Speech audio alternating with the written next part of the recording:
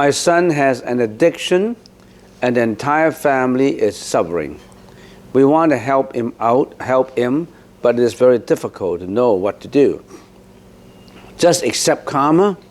What would the Buddha do?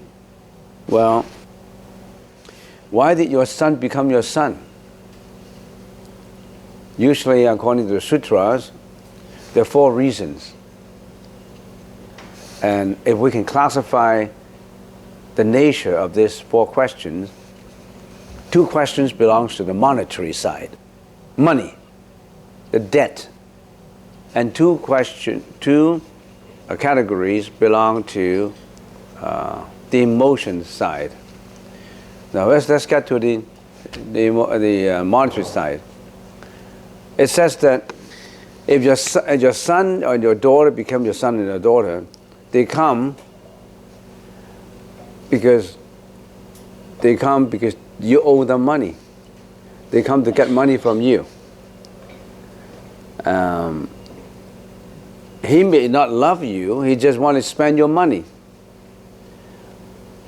because you owe them money. And now, take this scenario as the first scenario and then let's explain it. If you owe people money in your previous lifetime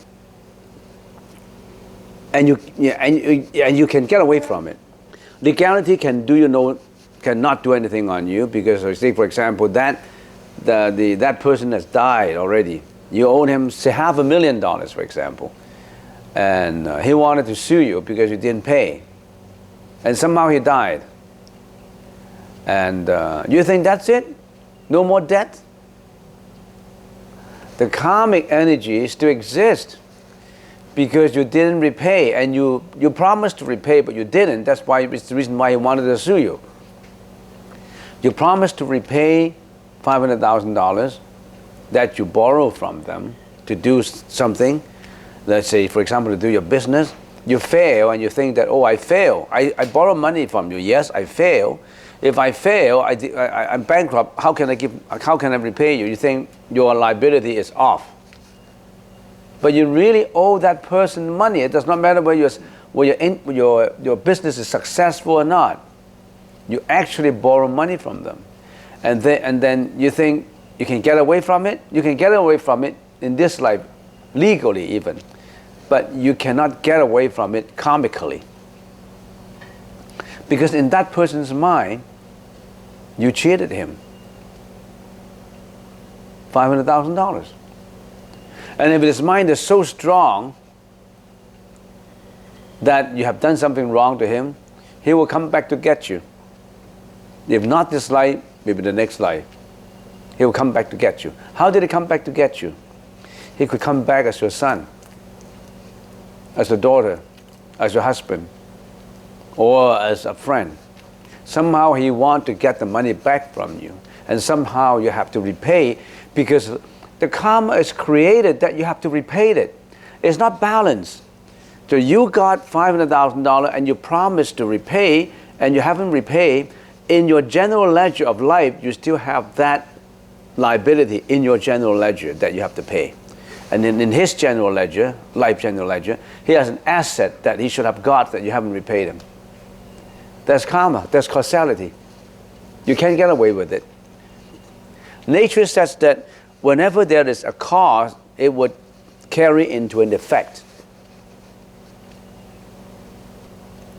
For example, if you plant a tree, you don't care about the fertilizers, you don't care about the soil, you just plant it in anywhere. You have a careless cause.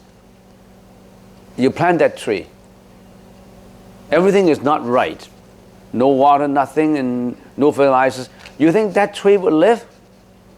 No, that tree naturally would. That's nature. Nature says a tree needs water.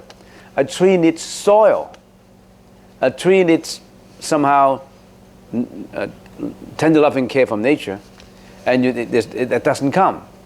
So that tree would fail. That tree would get rotten. It will not grow. So that means the logistics of nature is that there's a cause and there's an effect.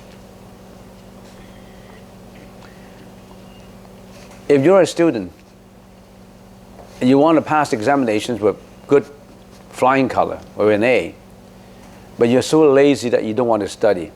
You don't attend lectures, you don't listen, you don't even buy the textbook, and you just wait till the exam comes, and then you just put in a few words. You think you'll get an A? Nobody can.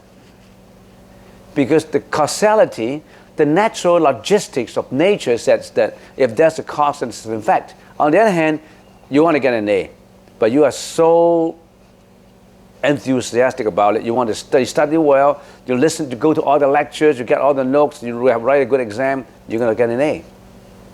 There's no free lunch. So it's a natural logic of nature that you cannot contradict. And now you owe, I'm just giving you an example, you owe your son $500,000 in the previous life. You think he's going to get away with it? He comes back to get you. You have to spend $500,000. And I know a friend, a lady, a well-to-do lady. I met her in Toronto, and she had a daughter.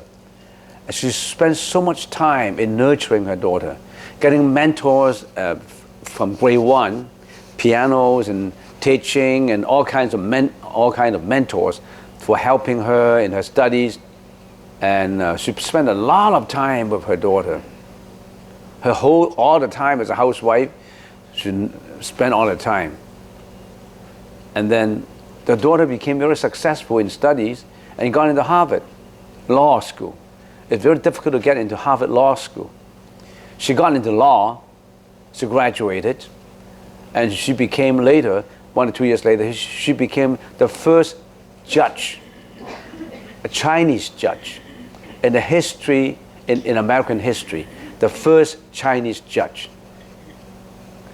And the mom loved her so much, of course. She died immediately, 1 month after she got the appointment. And the mother was so grief-stricken that the mother died 1 month later. You know, she was coming to get all this attention, all this back. So, money, he wanted to come to get the money back. On the other hand, if your son owes you the money, he borrowed $500,000 from you before, he came back to repay you. He will repay you. Somehow, one way or another. There are sons with so much filial piety in their son's heart that he loves his mom. Not loving, not talking about love. He wants to give the mom everything, all material wants.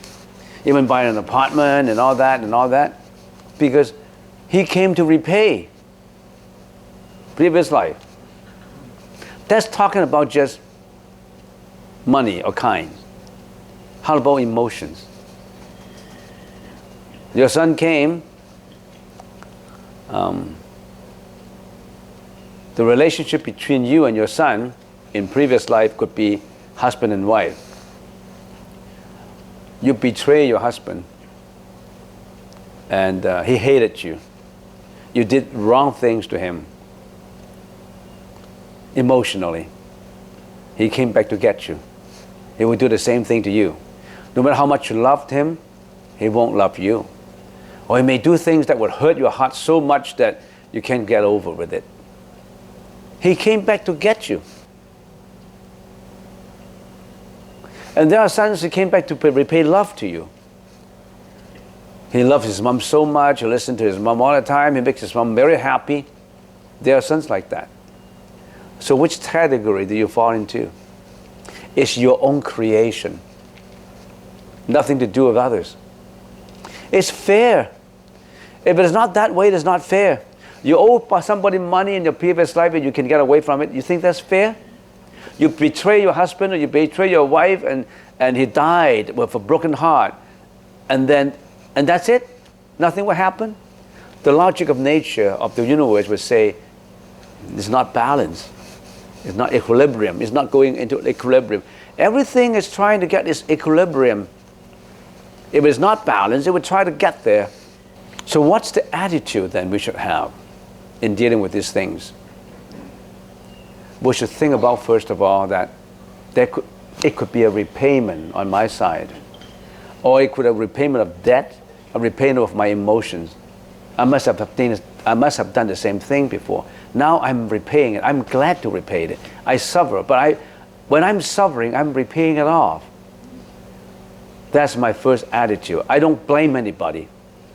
I won't be so grief-stricken that I want to kill myself. No. Because you have done exactly the same thing to him when you were his son. So just accept it. Accept it with responsibility. How come you love your wife so much, but your wife hated you? You just say, I accept it because I could have done the same thing to her. Then when you accept it, it becomes easier to you. You don't have disgruntled about it. You won't object it. You won't have hatred against it. Don't put hatred in it. Don't put anger in it. No anger, no hatred. Just accept it the way it is and slowly resolve it. Don't hate your son. Don't hate the society. Don't hate your husband. Of course, there must be a husband who did not care about his son. That's part of the karma. You could have blamed the husband. Look, my son is like that because my husband didn't do any education, didn't bring the son well. My husband is always, doing his work, and he ignore his son and all that and all that and all that. Yeah, that could be part of the reasons. That is the karmic energy too. Why did you get associated with your husband like that? It's also a karmic energy. You are the creator of your own destiny, not God. God is, if that is a God, God is fair. He won't give you a bad son and give somebody else a good son. God, if that is a God, God must be fair. Otherwise, he would not be defined as a God. God give you a bad son to test you out? I don't need that testing. Why do he give me a bad son to bring me a broken heart and test me out? If you are the recipient of that broken heart, will you say it is fair? So don't think about this God concept now. You are the creator of your own destiny. So what is your attitude in doing it? Accept it with no anger, no hatred. Just think about, I'm repaying it. I must be kind to him. If he needs something, I need to, but my responsibility to tell me, I got to explain it to him with my full responsibility that this is no good. If he has certain addictions, then I use whatever I have to repay. Now that's the second attitude. Accept it with no anger and hatred, only with love. And then secondly, explain it to him. Try to educate, pass the education on. Don't hate. Now if you accept it, you are trying to balance it out. It's just like when a debtor says, okay, I want to repay you, but can I repay it in sequence? And then the debtor would say, okay, then the debtor would not be as angry. It would say, I reject you. I didn't owe you any money. I hate you. You get $500,000 from me. He'll be more angry. Which way you choose? You got to repay it anyway. If given that you have to repay it, you repay it with anger would hurt yourself.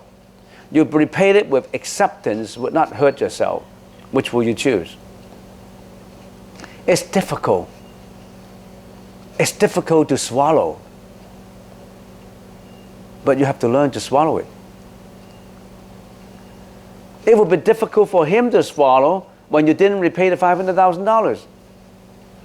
Have you ever thought of other people suffering when you did something wrong? You only think about your suffering when that person inflicts pain on you. Accept it with no anger and hatred. Extend your love. Try to remedy the situation by paying.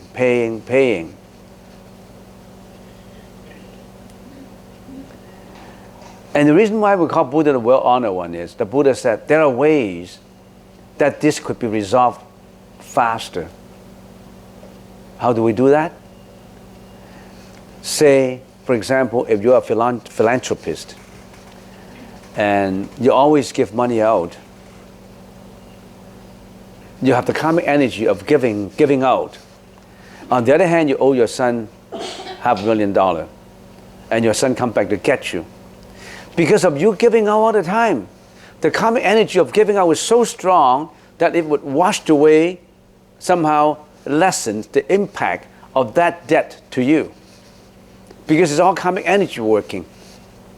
So that the more you are in reforming yourself spiritually, in giving out and not being stingy, the more you are cushioning the effect of that impact.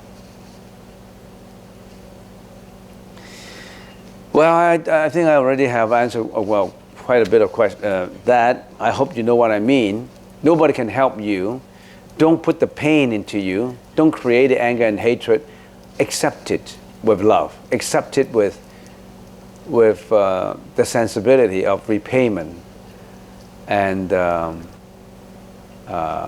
swallow it slowly. It's difficult to swallow. But nobody would swallow it for you. Nobody can help you. You have to help yourself because you created that karma. If the karma you created can be helped by somebody else, then you wouldn't have the karma because Buddha would have helped you already. Buddha can only show you how to lessen the impact. He cannot wash away. Buddha cannot wash away the karma. It's only logical. If Buddha, somebody called Buddha a God, if God can wash away your sin, there wouldn't be any sin around. God will not wait after you suffer to wash away your sin. There's no God. There's no God. So, per se, there's no God. It's you. Only you. You could be the God in you. You could be the devil in you. If you want to look for that God, it's in you. The devil is only in you. And any more question? No more? The person who asked that question, are you satisfied with the answer? Or is too embarrassed to raise your hand? Okay? Accept it with love. And you can swallow it slowly and get into the spiritual side. Get your son to come into a temple and listen more to lectures. So in his heart, he may say, maybe I should forgive. I should forgive. Now, if this forgiveness is always there, then this may become easier to swallow. You know why? Because he did not want to forgive. That's the reason why he becomes so rebellious. He is addicted to make you pain. But if he knows how, because you render him in return, not with the money, but with the love and tenderness, with the care to enhance him spiritually, that somehow would wash away some of the, would cushion some of the impact on you. It depends on you how you do it. The more you benefit him, the better will be the impact. The cushioning would come. So it depends on you how to work it out. It's difficult. But sometimes if we think in a positive way, it's because of my son doing this to me that I start to look for comfort somewhere, that I look for answers somewhere, and I went to that temple and that temple told me that this is something like this. Maybe I should develop my spirituality. That already helped. That means that adverse case, adverse scenario leads you to something positive. You would never have known about this until you discover that spirituality in you. That triggers the thought in you, yes? Venerable, using the same logic, we can probably solve all our problems. Would you say? When there's a problem, there's a solution. There's no problem without a solution. It depends on how that is solved. There's no such thing as we can even solve the problem of dying. You don't have to die anymore when you're in nirvana. Nobody can solve the problem of dying, but the Buddha said, yes, you can. That's the reason why the prince, Siddhartha, became a monk and later become enlightened and become a Buddha, because he wanted to solve the problem of dying. You don't have to die anymore. You go through dying because of reincarnation, because you're involved with karma. When you are in that level of nirvana, no more dying, no more aging, no more sickness. Imagine there's no sickness, there's no war, there's only peace. Did you listen to that song? Imagine. Well, if you develop spiritually that song further, imagine all these things with no conflict. It happened. All problems can be solved.